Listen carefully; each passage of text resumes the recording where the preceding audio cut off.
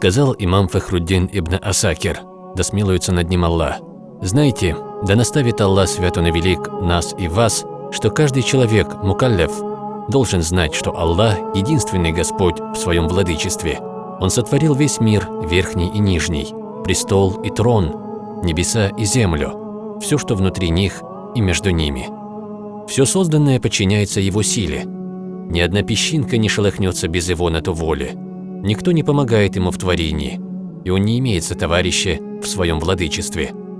Он живой и сущий, Его никогда не охватывает дремота или сон. Только Он знает непредвиденное и засвидетельствованное своим созданием. Нет ничего на земле или на небе, что скрыто от Него. Ему известно, что на земле и в море. Ни один листок не упадет без Его ведома. Каждое зернышко в темноте земли, влажность и сухость чего-либо – все записано в ясной книге. Его знание охватывает все. Он ведает о каждой вещи. Он творит все, что пожелает. У Него есть могущество делать все, что Он хочет. У Него все владычество, и Он не нуждается ни в чем. Ему принадлежат слава и вечность. У Него господство и предопределение. Ему принадлежат имена безупречности, прекрасные имена. Никто не станет помехой тому, что Он предопределил. Никто не помешает Ему, когда Он дарует. В Его власти делать все, что Он пожелает. Он управляет тем, что Он создал, так, как Ему угодно. Он не ждет награды и не страшится наказания. Он не связан никакими правилами, и никто не имеет власти над Ним. Все, что Он дарует из своей щедрости, и каждое Его наказание справедливо.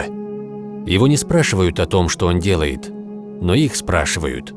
Он существующий до творения. Для Него нет ни «до», ни «после». Для Него не существует «над» или «под», «справа» или «слева», «спереди» или «сзади», «целого» и «части». Нельзя спрашивать, когда Он был, каков Он. Он существующий без начала и места.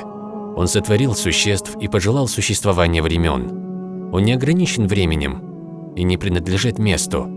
Одно дело не отвлекает Его от другого, к Нему неприменимо воображение, и разум не может охватить Его. Он непостижим для умов, Его сущность невозможно представить, нельзя вообразить. Его не постичь ни воображением, ни мыслью, нет ничего подобного Ему. Он всеслышащий, всевидящий.